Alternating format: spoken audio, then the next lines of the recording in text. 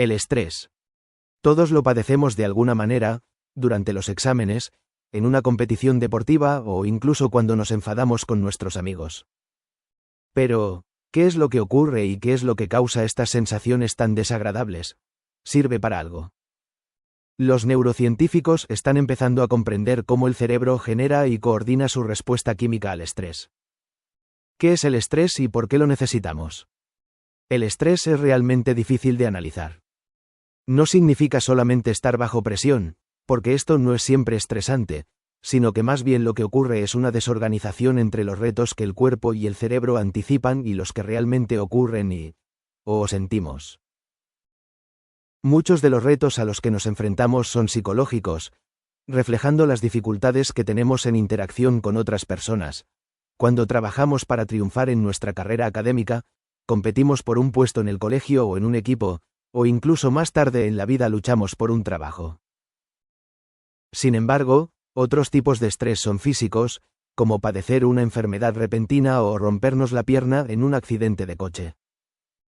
La mayoría de estreses comparten ambos componentes, el dolor y las alteraciones físicas causadas por una enfermedad y van acompañadas por la preocupación, no solo de padecerlas sino también de lo que puedan implicar. El estrés es un proceso fundamental. Afecta a todos los organismos desde los más sencillos como bacterias y protozoos, hasta los más complejos eucariotas, como los mamíferos. En organismos unicelulares y en las células individuales de nuestros cuerpos, se han desarrollado una serie de moléculas que forman un sistema de emergencia para proteger las funciones celulares de posibles e inesperados retos o alteraciones externas, así como de sus consecuencias internas. Por ejemplo, unas moléculas especiales llamadas proteínas de shock térmico se ocupan de guiar a las proteínas dañadas a lugares donde puedan ser recuperadas, o bien destruidas sin crear ningún daño, con lo que protegen a las células frente a una posible disfunción o toxicidad. En organismos complejos como el nuestro, los sistemas de estrés han evolucionado convirtiéndose en sistemas altamente sofisticados que nos ayudan a controlar el efecto que pueden producir en nosotros los diferentes retos a los que nos enfrentamos. Para ello utilizamos diferentes mecanismos celulares que componen una amplia red de protección frente al estrés. El estrés y el cerebro. El estrés se percibe y la respuesta es coordinada por el cerebro.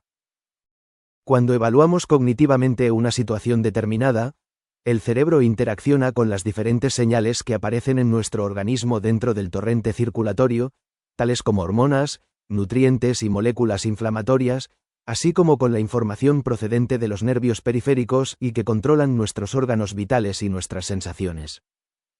Somos capaces de comprender cómo todo esto funciona gracias al estudio de la neuroendocrinología. Las hormonas que circulan por nuestra sangre están directamente reguladas por el cerebro, ayudándonos a superar y a vivir las situaciones de estrés. La respuesta más fácil de reconocer es la inmediata activación del llamado sistema simpático. Después de encontrarnos frente a una situación de estrés y procesar la respuesta adecuada, el cerebro activa rápidamente los nervios que se originan en los centros de control situados en el tronco cerebral. Esta activación induce una liberación de noradrenalina en diferentes estructuras y la liberación de adrenalina por las glándulas adrenales, situadas justo encima de los riñones. Su liberación genera la respuesta a luchar o escapar, la clásica e inmediata reacción que debe producirse en respuesta a una situación de peligro. Todos reconocemos la sensación inicial de cosquilleo, sudor, aumento de la tensión, incremento del pulso, aumento de la presión sanguínea y sentimientos generalizados de miedo que todos sentimos inmediatamente después de haber sido sometidos a una situación de estrés. Estos cambios se producen porque los receptores que se encuentran en los vasos sanguíneos se activan e inducen una vasoconstricción, por lo que nuestra presión sanguínea se dispara y en el corazón se produce una aceleración del ritmo, lo que origina esa sensación de tamborileo en el pecho que conocemos como palpitaciones. También hay receptores en la piel que causan que nuestros pelos se ericen, carne de gallina, y en el intestino, causando todas esas sensaciones abdominales tan desconcertantes y que sentimos como estrés. Todos estos cambios ocurren para prepararnos a luchar o escapar y, como consecuencia, concentrar nuestro flujo sanguíneo en los órganos vitales, los músculos y el cerebro. El eje hipotalámico pituitario adrenal, HPA. El hipotálamo, que se encuentra situado en el centro del cerebro, controla la liberación de hormonas de la glándula pituitaria que, a su vez, actúan sobre las glándulas adrenales. Esta liberación de hormonas se encuentra sometida a un control de feedback negativo a distintos niveles dentro del citado eje HPA. Este se conecta al hipotálamo, a la glándula pituitaria, a la corteza adrenal y al hipocampo por medio de un sistema circulatorio que transporta hormonas especializadas. El hipotálamo es la zona clave de nuestro cerebro que regula las hormonas. Recibe múltiples conexiones e inputs de áreas del cerebro, encargadas de procesar la información emocional, incluyendo la amígdala, así como de regiones del tronco del cerebro, controlando las respuestas nerviosas simpáticas. Integra todas ellas para producir una respuesta hormonal que estimulará la siguiente parte o elemento del circuito, la glándula pituitaria. A su vez, esta libera la hormona llamada adrenocorticotropina, ACTH, en el flujo sanguíneo. La ACTH estimula a una parte de la glándula adrenal que segregará cortisol. El cortisol es una hormona esteroide fundamental para entender la siguiente fase de la respuesta al estrés. Aumenta la concentración de azúcar en sangre, así como de otros productos metabólicos, como los ácidos grasos. A menudo, esto ocurre a expensas de las proteínas que son degradadas en nutrientes para su uso inmediato, son como barras energéticas de chocolate, para los músculos y el cerebro. El cortisol también ayuda a la adrenalina a la hora de aumentar la presión sanguínea, lo que en un corto plazo nos hace sentir bien. Por ejemplo, cuando nos encontramos ante el reto de cantar un solo en el concierto del colegio, lo que menos queremos es sentirnos angustiados. Lo que queremos es hacerlo bien con la menos autoconciencia posible. El cortisol también desconecta el crecimiento, la digestión, la inflamación o incluso la recuperación de heridas, cosas que fundamentalmente se pueden hacer mucho mejor más tarde. También desconecta el apetito sexual. La última parte del circuito es el control de feedback negativo del cortisol al cerebro. La mayor densidad de los receptores de cortisol se encuentra en el hipocampo, una estructura que es fundamental para el aprendizaje y la memoria. No obstante, el cortisol también actúa sobre la amígdala encargada de procesar la ansiedad y el miedo.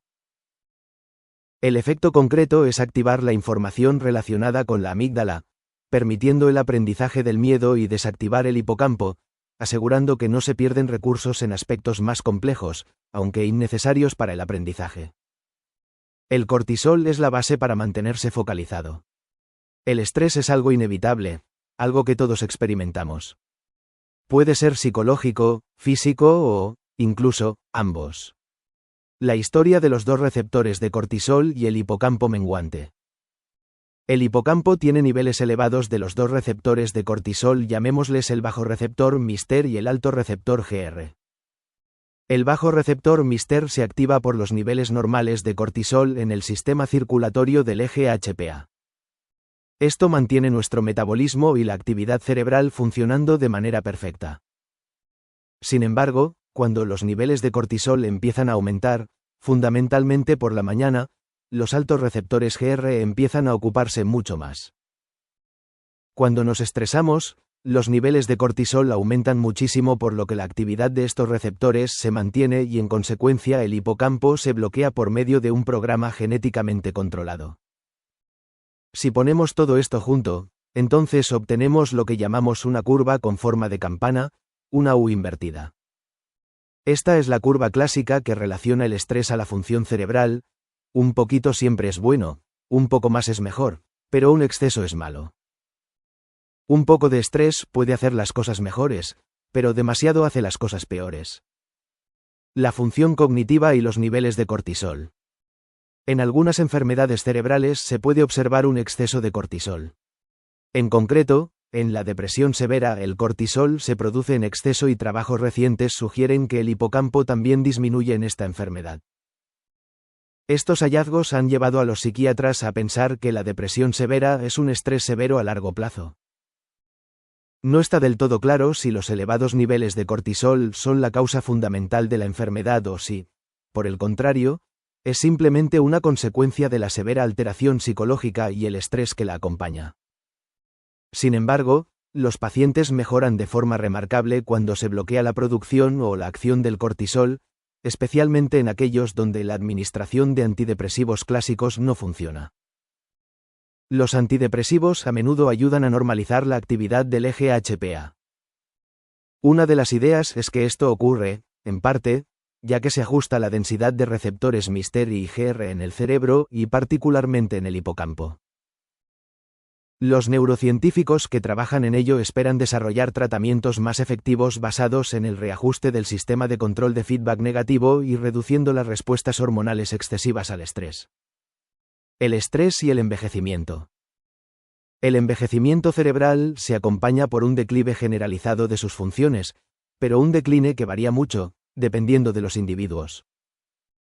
Algunos individuos mantienen grandes capacidades cognitivas con la edad, envejecimiento exitoso, mientras que otros no las preservan tan bien, envejecimiento no exitoso. ¿Podemos comprender las bases moleculares de este proceso? Los niveles de cortisol son mayores en personas con un envejecimiento no exitoso que en las que presentan un envejecimiento exitoso. Este aumento precede a la degeneración de las capacidades mentales y está directamente asociada a una disminución en el tamaño del hipocampo, tal y como ha sido determinado por medio del escáner. Los experimentos llevados a cabo en ratas y ratones han demostrado que el mantenimiento de los niveles de las hormonas del estrés bajos desde el nacimiento, o incluso desde edades medias en adelante, previene la aparición de los déficits de la memoria que se observan en las poblaciones no tratadas.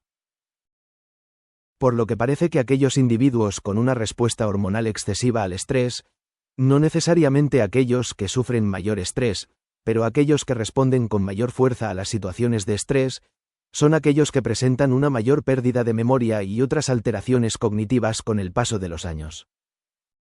Entonces, si esto es cierto en humanos, también podríamos ser capaces de conocer la carga de tales efectos, tal vez explorando el uso de los antidepresivos que mantienen el sistema de estrés HPA bajo control.